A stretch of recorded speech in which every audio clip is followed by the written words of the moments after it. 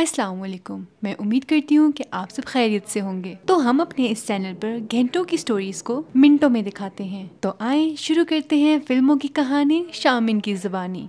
आज मैं जिस मूवी को एक्सप्लेन करने जा रही हूँ उसका नाम है एवरेस्ट, जो कि 2015 में रिलीज़ हुई थी। ये एक एडवेंचर, थ्रिल और एक रियल स्टोरी पे बेस्ड मूवी है, जहाँ 1996 में एवरेस्ट पर एक हादसा पेश आया था और 2015 में इस पे एक फिल्म को बनाया गया जिसका नाम है एवरेस्ट। इस फिल्म में हमें दिखाया जाता है कि इंसान कैसे अपनी ख्वाहिश को पूरा करने के लिए अपनी जान दांव पे लगा देता है। 1953 में एडमंड हिलरी और टेंजिंग नोर्गे वो दो पहले इंसान थे जो कि पहली बार एवरेस्ट पर पहुंचे थे। उसके बाद बहुत कम ऐसे लोग थे जो कि एवरेस्ट पर पहुंचे थे, क्योंकि एवरेस्ट पे चढ़ने का मतलब मौत थी। लेकिन 1992 में रॉब हॉल नामी शख्स ने इसे अपना बिजनेस बना लिया और उसने लोगों को एवरेस्ट पर ले जाने का काम शुरू कर दिया और अगले 4 सालों में वो 19 लोगों को एवरेस्ट पर ले गया। 1996 में रॉब एक और टीम को एवरेस्ट पर ले जाने के लिए तैयार होता है। 30 मार्च 1996 को बहुत सारे पार्टिसिपेंट्स काठमांडू, नेपाल पहुंचते हैं। रॉब हॉल की कंपनी का नाम होता है एडवेंचर कंसल्टेंट्स। रॉब की टीम के साथ और भी बहुत से लोग होते हैं। ये कुल मिलाकर 13 लोगों की टीम थी। इनका पूरा सफर 40 दिनों का था और इन्हें 10 जून की दोपहर को एवरेस्ट की टॉप पर पहुंचना था। नेपाल से उनकी टीम एक हेलीकॉप्टर पे अपनी डेस्टिनेशन पर पहुंचती है। इसके बाद वो सब वहां से आगे पैदल जाते हैं। यहाँ कई मुल्कों के अलग अलग लोग होते हैं और ये सब अलग अलग कंपनीज के साथ एवरेस्ट पर जाते हैं। 23 अप्रैल को ये सारी टीम 21,300 फीट की ऊंचाई तक चढ़ जाती है और यहाँ ऑक्सीजन कम होती है। यहाँ पर एक कैंप दिखाया जाता है जहाँ पर इन सब का स्टे था और वहाँ से ये सब ऑक्सीजन भी लेते हैं। दरअसल जो कंपनीज इन लोगों को एवरेस्ट तक लेके जा रही होती हैं, उन्होंने अलग अलग पहाड़ियों पर टीम्स के लिए कैंप्स लगाए हुए होते हैं ताकि उन्हें आराम मिल सके। मूवी में दिखाया जाता है कि यहाँ से आगे का सफर अब बिल्कुल भी आसान नहीं रहा था, क्योंकि आगे ऑक्सीजन बहुत ही ज्यादा कम हो रही थी। पहाड़ की चढ़ाई बिल्कुल सीधी होती है और उतनी ही खतरनाक भी। नेक्स्ट सीन में हमें दिखाया जाता है कि वो सारे पार्टिसिपेंट्स एक रस्सी की मदद से पहाड़ चढ़ रहे होते हैं और 24,000 फुट ऊपर पहाड़ पर चढ़ जाते हैं। अब हमें बेस कैंप दिखाया जाता है जहाँ पे हीलन, जो कि रॉब की टीम मेंबर होती है, रॉब को मौसम के बारे में बताती है कि मौसम तेजी से बदल रहा है, जिसके जवाब में रॉब बोलता है कि यहाँ कोई मौसम नहीं होता, पहाड़ अपना मौसम खुद बनाते हैं। और वो वहाँ से अपनी टीम को लेकर पहाड़ के ऊपर चढ़ना स्टार्ट कर देता है, जहाँ हवा बहुत ही ज्यादा तेज थी और उनके लिए अपना एक एक कदम बढ़ाना भी बहुत मुश्किल हो रहा था। और वो अपने अगले कैंप, जो कि 26,000 फीट ऊंचा था, वहाँ पर पहुँच जाते हैं। और इस ऊंचाई पर मौसम बहुत ज़्यादा ख़राब था और यहाँ पर वो सब डिसाइड करते हैं कि वो अब आगे नहीं जाएंगे, क्योंकि आगे जाने का मतलब मौत था। लेकिन 10 मई को मौसम एकदम से बहुत ही ज़्यादा अच्छा हो जाता है। तूफान का कोई नामो निशान नहीं था और रात 12:30 बजे ये सब ऊपर चढ़ाई करने का फैसला करते हैं।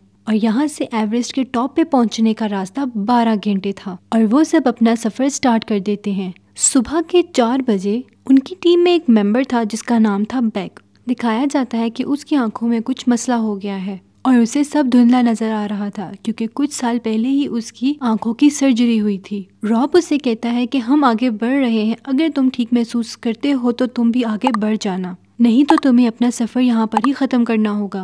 बचे हुए लोग जब आगे मूव करते हैं तो वो देखते हैं कि आगे रस्सियाँ अब खत्म हो चुकी हैं और ये अब यहाँ पर रस्सियाँ बांधना शुरू कर देते हैं, क्योंकि बिना रस्सी के वो एक कदम भी ऊपर नहीं बढ़ा सकते थे। वहाँ पर 3 लोग ऐसे होते हैं जो कि वापस जाने का फैसला करते हैं, क्योंकि वहाँ पर हवा बहुत ही ज़्यादा तेज़ थी और उन लोगों के लिए चलने में बहुत ही ज़्यादा मुश्किल हो रही थी। दिखाया जाता है कि उनकी ऑक्सीजन भी बिल्कुल ख़त्म हो चुकी थी, इसीलिए मंजिल के बहुत ही करीब होने के बावजूद भी उन्हें अपना सफ़र वहाँ पर ही ख़त्म करना पड़ता है, क्योंकि वो कोई भी रिस्क नहीं लेना चाहते थे।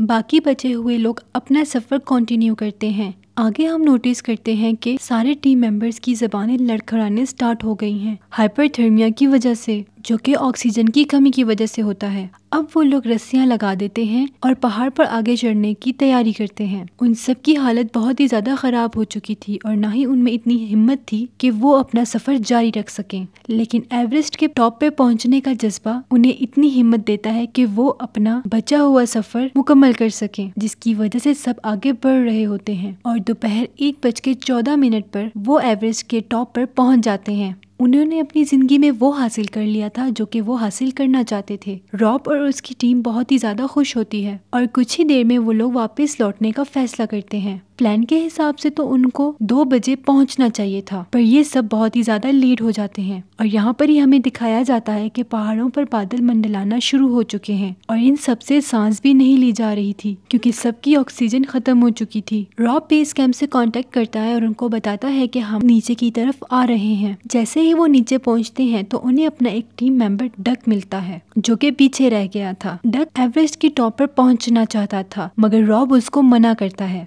मगर डक उससे बताता है कि अगर वो आज ना गया तो वो कभी भी वापस एवरेस्ट नहीं पहुंच सकेगा और रॉब फिर उसको बहुत ही ज्यादा मुश्किल से ऊपर ले जाता है। डक की हालत बहुत ही ज्यादा खराब हो जाती है लेकिन वो फिर भी टॉप पर पहुंच जाता है।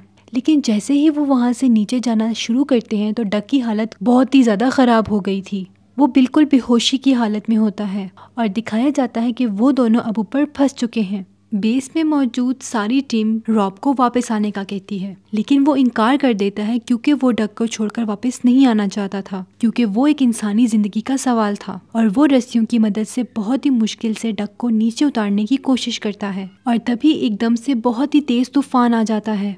रॉब उसके लिए ऑक्सीजन सिलेंडर लेने जा रहा होता है। वो डक को बोलता है कि तुम यहाँ से कहीं मत जाना, मगर डक का दिमाग पूरी तरीके से सुन हो चुका था और वो भी उसके पीछे आने लगता है और ये बात रॉब को पता नहीं चलती और डक खाई में गिर जाता है और डक खाई में गिर के मर जाता है। यहाँ पर दिखाया जाता है कि रॉब भी पूरे तरीके से थक चुका है और वहाँ पर बैठ जाता है। तभी उसके पास एक टीम मेंबर आता है जिसके पास आधा सिलेंडर भरा हुआ था ऑक्सीजन से। वो रॉब को ऑक्सीजन देता है। वो कुल मिलाकर 13 टीम मेंबर थे जो कि वहाँ पर फंस चुके थे। रात के 3 बजे बेस कैंप से उनको इन्फॉर्म किया जाता है कि वो उनकी मदद के लिए टीम को भेज रहे हैं, लेकिन वो लोग तभी आ सकते हैं जब तूफान रुकेगा। मगर ऊपर लोग तूफान की वजह से और ठंड की वजह से मर रहे होते हैं। अब सुबह के 5 बज जाते हैं और आज दिन होता है 11 मई। रॉब के साथ जो दूसरा आदमी होता है उसका ठंड की वजह से दिमाग काम करना बंद कर देता है। अब तक उनका कैंप से कनेक्शन पूरी तरीके से टूट चुका था,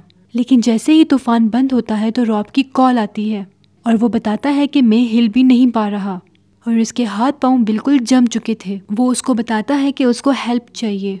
इसके रिप्लाई में उसको बेस कैंप से कहा जाता है कि उसे किसी भी हालत में अब नीचे आना है।